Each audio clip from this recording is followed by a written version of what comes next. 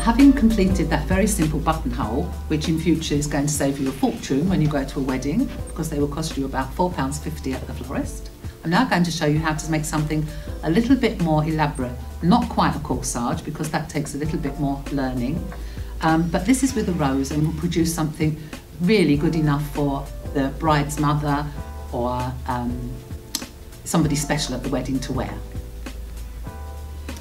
Now, this is a proper florist rose, which is very different to a supermarket rose. Supermarket roses are fine if you want to pop them into a vase or you're using them for practice. But when you want to do something for a wedding, you really do need the real McCoy. They always arrive with what I call travelling petals. As you can see, they're a little bit jaded on the outside.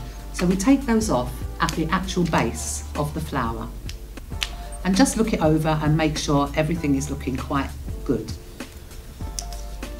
Roses will last a very long time as a buttonhole. You can make them, and carnations, the day before, very simply, and they will stay alive with no problem whatsoever. So roses have what we call sepals. So we're going to just tuck those sepals up out the way by making very small pins with wire. You can see that pin there on my hand. It's just a piece of wire folded into a U shape. And we're just going to pop these up, and we're going to pop them into each one, which will keep them up. And if you actually had a rose bud and you didn't want it to open into the fully fledged rose, if you do this when the rose is a bud, it will stay shut.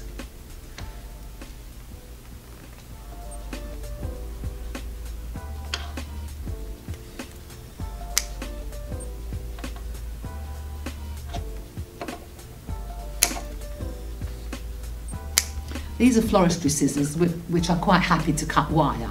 I wouldn't advise you to do this with your sewing scissors. You do need proper floristry scissors or an old pair or some wire cutters. So I'm going to pop these into each of the sepals, just where that rose bends, to keep them upright.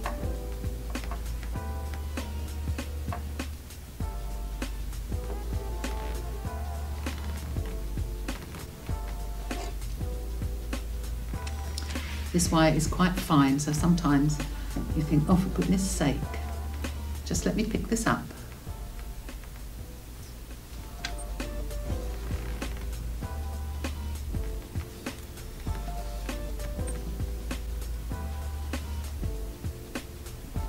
So there you have your rose with the sepals supported. And we're just going to again cut just an inch of the rose stem. And you see I cut it at an angle. That's so that you don't get a sudden, blunt end, which is not going to look very good when you've actually wired and taped this. Again, I'm using quite a strong wire because this is a very heavy-headed rose. And I'm going to pop it, hold the stem, not the rose head, and pop this into the stem. But this time, you don't take it through the top of the rose.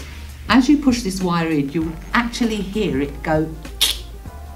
That means it's bitten into the seed box. Then it's perfectly safe and it's going nowhere. It won't fall off, I promise. So we're going to cut this wire.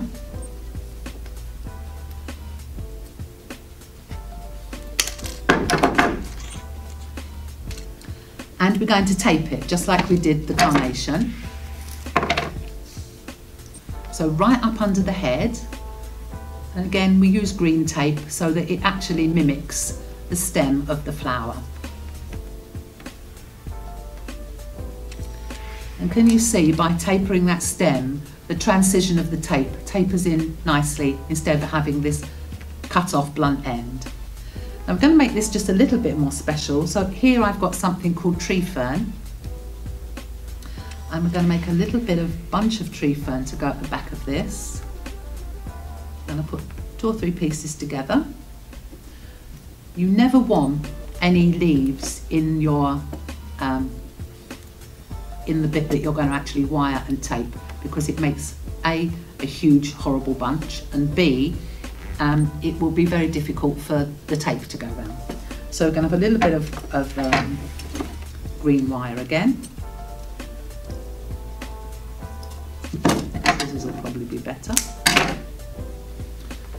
So I've made a little bunch here. I'm taking it up the top, round in one place, and pull both ends down. And then I'm just going to trim those loose ends off so that I have now got my, you see, I can use light wire on this because the fern is very light and it's not going to be too heavy for the wire. And I'm going to tape this too.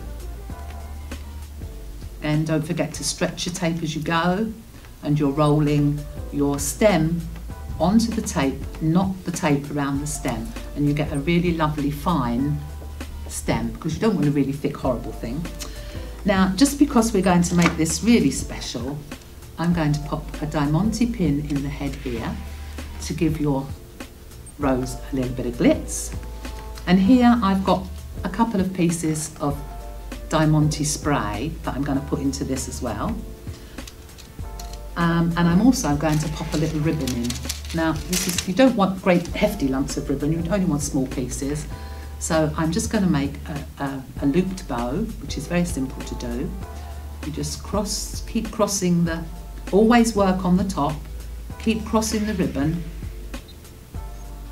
over the top until you've got as many loops as you want. I'm just going to do 4.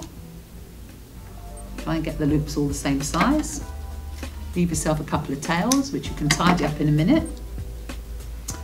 A bit more wire to secure this. And leave a tail. Take your wire round your bow a couple of times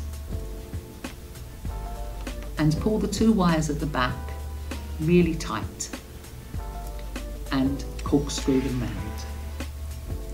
So there you've made a very pretty bow. You need to trim your ends off just to make them nice, so trim them at an angle. And then we're going to assemble all this. It's best if you've got the sprays to cover them in tape as well, so that you're going to see everything as green stems, not as bare wires.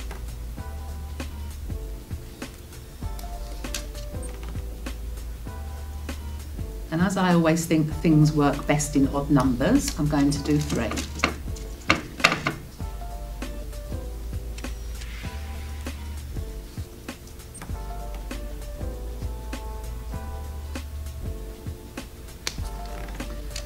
Okay, so we're going to pop this nice little whoosh of fern at the back of the rose. I'm going to pop one of these little glitzy bits up here in amongst the fern. You can see there, just so it shows nicely. I'm going to pop one in at the side here,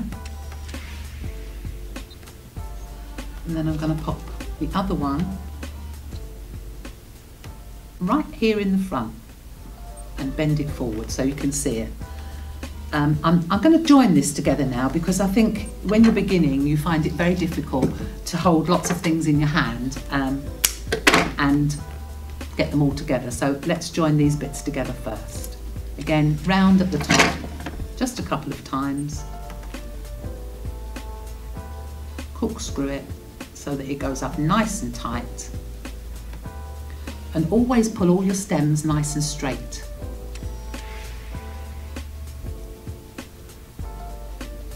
And then I'm going to pop this bow in underneath.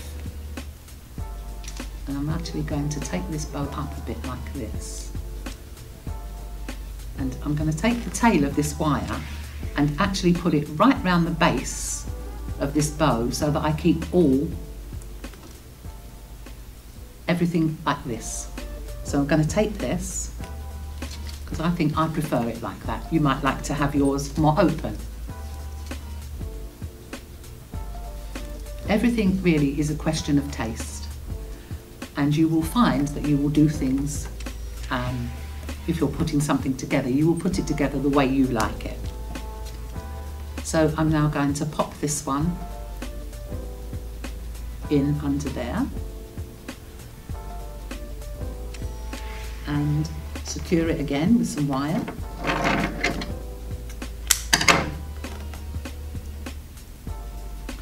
At the top, nice and tight. Turn it round like you would the top on a freezer bag. Pull it nice and straight. Tape the whole thing down. Make sure you cover all the wires.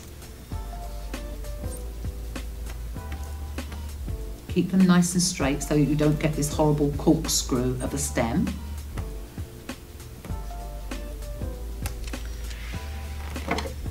Trim your wires off, always at an angle, never straight.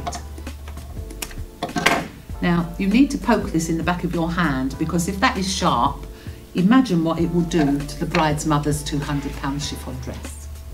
She will not be happy. So just tape it down again, and when you get to the bottom, pull it off and just tuck the end under and make sure that that is not going to be any problem. And because you are going to give this to somebody with lots of glitz in it, instead of putting a pearl pin in it when we send it, we're going to pop in a diamante headed pin. And so there will be, quite glamorous enough I think for a bride's mother.